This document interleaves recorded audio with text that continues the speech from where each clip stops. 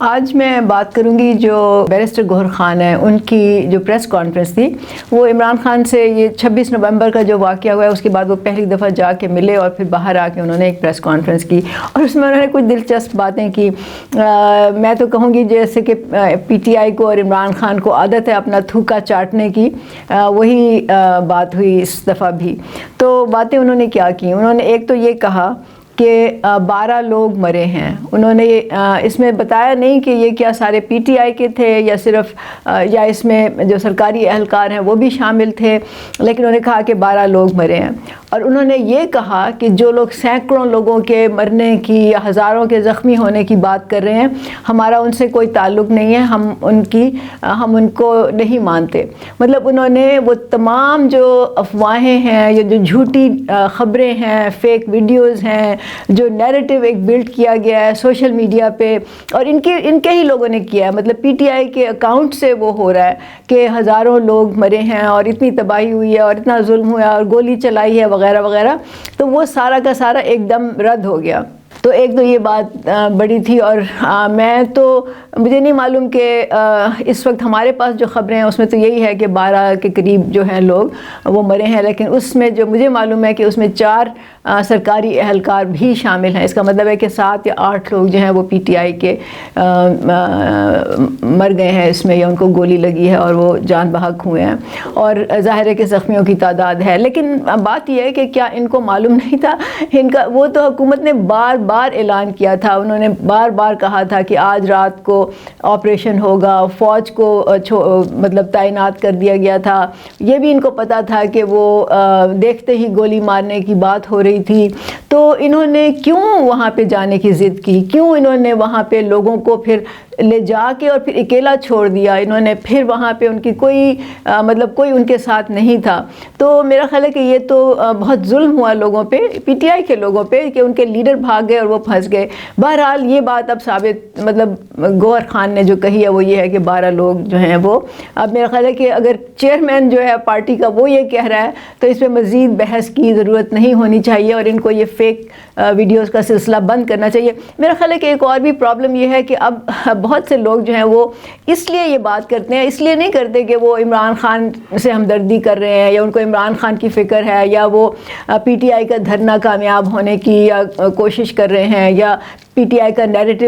Promote کریں۔ ان کو صرف ایک چیز چاہیے، ان کو ویوز چاہیے، ان کو لائکس چاہیے، اور اگر ان کا مانیٹائز ہوا ہے سوشل میڈیا تو ان کو پیسے چاہیے۔ تو بہت سے ایسے لوگ ہیں جو وہ کہہ رہے ہیں نا بہتی گنگا میں ہاتھ دھو رہے ہیں۔ تو ایک تو یہ سلسلہ تھا جو کہ گوہر خان نے کلیئر کر دیا۔ اچھا، دوسری جو بات تھی وہ بڑی انٹرسٹنگ تھی۔ انہوں نے یہ کہا کہ عمران خان نے ہدایت دی ہے کہ آپ پارلیمنٹ میں جاؤ اور پارلیمنٹ میں بیٹھ کے جو اپنے مسئلے ہیں وہ حل کرو۔ مطلب اب ان کو سمجھ آئی ہے کہ سیاست کے تھرو یہ مسئلے حل ہونے چاہیے۔ ابھی تو آپ کو معلوم ہے نا، ابھی تک تو وہ یہ کہہ رہے تھے کہ میں اس حکومت سے کیوں میں بات چیت کروں گا، میں ان کے ساتھ کیوں مذاکرات کروں گا، یہ تو کیا کہہ رہے تھے، انہوں نے تو ہمارا مینڈیٹ چرایا ہے، یہ تو فارم 47 والی گورنمنٹ ہے، ان کے ساتھ ہم کیوں کریں، ہم تو ان سے کریں گے جو اصل میں حکمرانی کر رہے ہیں، میننگ کے اسٹیبلشمنٹ سے بات کریں گے یا مذاکرات کریں گے۔ تو جب اسٹیبلشمنٹ کی طرف سے کوئی ان کو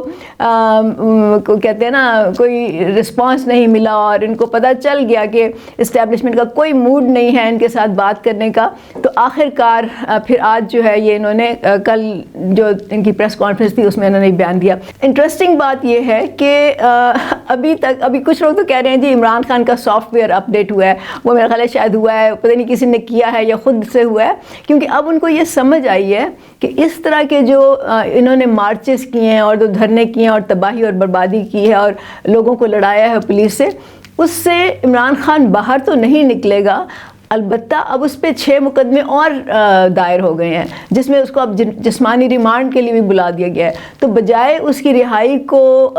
فیسیلیٹیٹ کرنے کے، اس کی گردن کے ارد گرد اب پھندا جو ہے، پھانسی کا پھندا میں کہوں گی، اب وہ تنگ ہوتا جا رہا ہے۔ تو اب عمران خان کو بھی شاید سمجھ آئی ہے کہ یہ جو ہتھ کنڈے ہیں یہ نہیں چلیں گے، اس طرح کے بیانیے نہیں چلیں گے، جھوٹ بہت دیر تک نہیں چلے گا۔ تو آخر کار اب وہ آ گئے ہیں، اپنا تھوکا انہوں نے چاٹا ہے، اور انہوں نے کہا ہے کہ اب آپ پارلیمنٹ میں جائیں اور وہاں پہ مذاکرات کریں یا وہاں پہ جو ہے اپنے مسئلے پیش کریں اور سیاسی پارٹیوں کے ساتھ آپ اپنے رابطے کریں اور پھر وہاں سے کوئی حل نکالیں.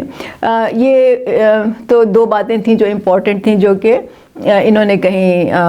گوہر خان نے کہیں. ایک اس سے اسائڈ جو ایک بات ہوئی ہے وہ یہ ہوئی ہے کہ قاسم سوری نے، جو کہ یہاں سے بھاگ کے پاکستان سے امریکہ میں بیٹھا ہوا ہے، اس نے ایک ٹویٹ کی اور اس ٹویٹ میں اس نے کہا